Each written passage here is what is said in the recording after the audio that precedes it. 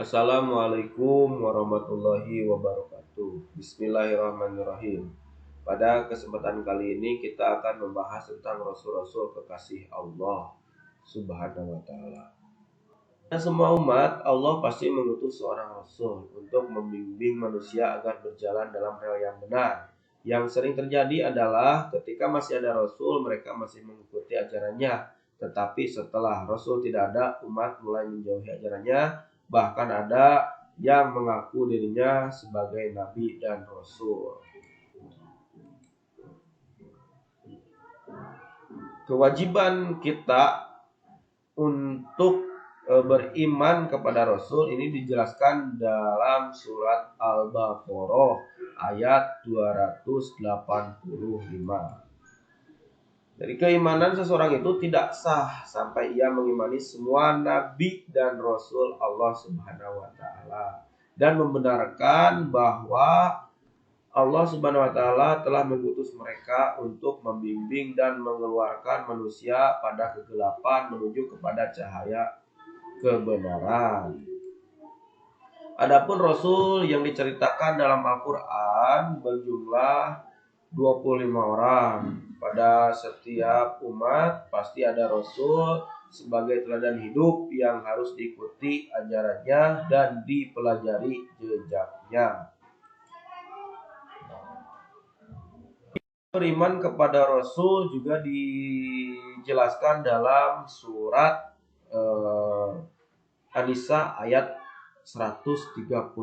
Nah, sekarang kita akan membahas tentang pengertian beriman kepada Rasul Allah Subhanahu wa Ta'ala.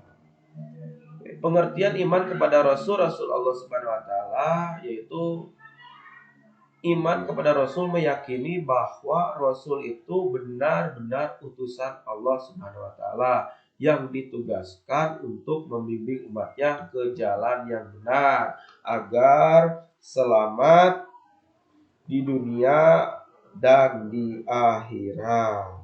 Nah, kita juga akan membahas tentang perbedaan Nabi dan Rasul. Apa itu Nabi dan apa itu Rasul? Di sini dijelaskan bahwa Nabi adalah manusia pilihan yang diberi wahyu oleh Allah Subhanahu wa Ta'ala untuk dirinya sendiri dan tidak mempunyai kewajiban untuk menyampaikan. Sedangkan Rasul adalah manusia pilihan Allah Subhanahu wa Ta'ala yang diangkat sebagai utusan untuk menyampaikan firman-firman-Nya kepada umat manusia agar dijadikan pedoman hidup. Selanjutnya kita akan membahas sifat-sifat Rasul Allah Subhanahu wa Ta'ala. Sifat-sifat Rasul itu ada sifat wajib, sifat mustahil, dan sifat jaiz. Sifat wajib bagi Allah adalah as-sidiq, yaitu benar. Kedua, al-amanah, dapat dipercaya. 3, tabligh, Rasul itu menyampaikan. Dan al-fatonah, cerdas. Jadi Rasul itu mempunyai sifat wajib, as-sidiq, amanah, tabligh, dan fatonah.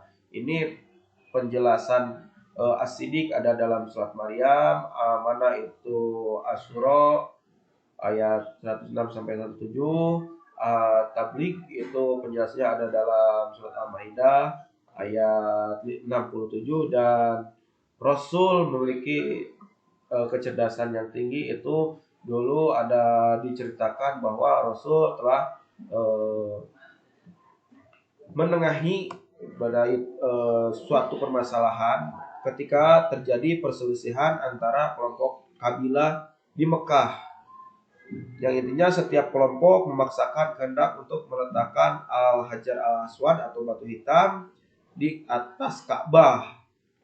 Lalu Rasulullah SAW menengahi dengan cara semua kelompok yang bersengketa agar memegang ujung dari kain itu. Kemudian Nabi meletakkan batu itu di tengahnya dan mereka semuanya mengangkat hingga sampai di atas Ka'bah. Sungguh cerdas Rasulullah SAW.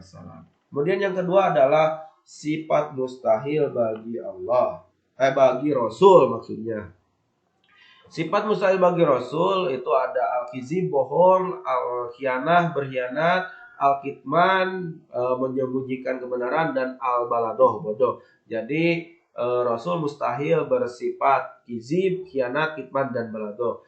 Untuk kizib ini dijelaskan dalam surat An-Najm ayat 2-4, kemudian al-khianat dijelaskan dalam surat Al-An'am ayat 106, al-kitman dijelaskan dalam surat Al-An'am ayat 50, dan al-balado dijelaskan dalam surat Al-A'raf ayat 199. Kemudian yang terakhir, sifat bagi Rasul itu adalah sifat jaiz. Sifat jaiz bagi Rasul adalah sifat kemanusiaan, sama seperti kita semua, yaitu adul basariyah. Artinya Rasul memiliki sifat sebagaimana manusia biasa, seperti rasa lapar, haus, sakit, tidur, sedih, senang, berkeluarga, dan lain sebagainya. Bahkan Rasul meninggal sebagaimana makhluk lainnya seperti kita pada umumnya. Nah, kita akan membahas dengan tugas-tugas Rasul Allah Subhanahu wa taala. Tugas-tugas Rasul yang pertama adalah menyampaikan risalah dari Allah Subhanahu wa taala, kedua mengajak kepada tauhid, yaitu mengajak umatnya untuk mengesahkan Allah Subhanahu wa taala dan menjauhi perilaku musyrik, yaitu menyekutukan Allah. Ketiga, memberikan kabar gembira pada mukmin dan memberikan peringatan pada orang kafir. Kemudian menunjukkan jalan yang lurus, membersihkan dan menyucikan jiwa manusia, serta mengajak kepada mereka tentang kitab dan hikmah. Yang keenam, tugas Rasul yaitu sebagai hujah atau petunjuk bagi manusia. Kemudian yang bagian D-nya adalah hikmah beriman kepada Rasul-Rasul Allah Subhanahu wa taala. Manfaat beriman kepada Rasul, yaitu yang pertama, makin sempurna imannya. Kedua, terdorong untuk menjadikan contoh dalam hidupnya, terdorong untuk melakukan perilaku sosial yang baik, memiliki keteladanan dalam hidupnya, mencintai para rasul dengan cara mengikuti dan mengamalkan ajarannya, mengetahui hakikat dirinya bahwa ia diciptakan Allah Subhanahu wa taala untuk mengabdi kepadanya. Yang terakhir, kita setelah mengetahui pengertian iman kepada Rasul, sifat-sifat Rasul, tugas-tugas Rasul, hikmah, manfaat beriman kepada Rasul, dan dalil-dalil yang menjelaskan tentang beriman kepada Rasul. Di sini kita harus menyontohkan atau menerapkan perilaku mulia.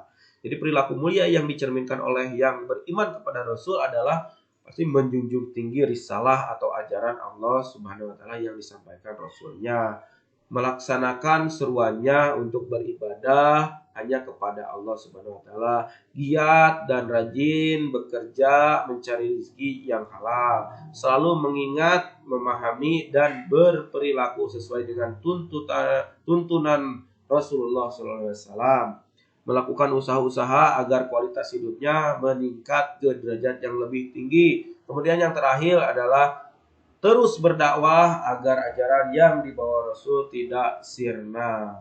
Oke, mungkin itulah tentang pembahasan kita hari ini, yaitu tentang Rasul-Rasul kekasih Allah.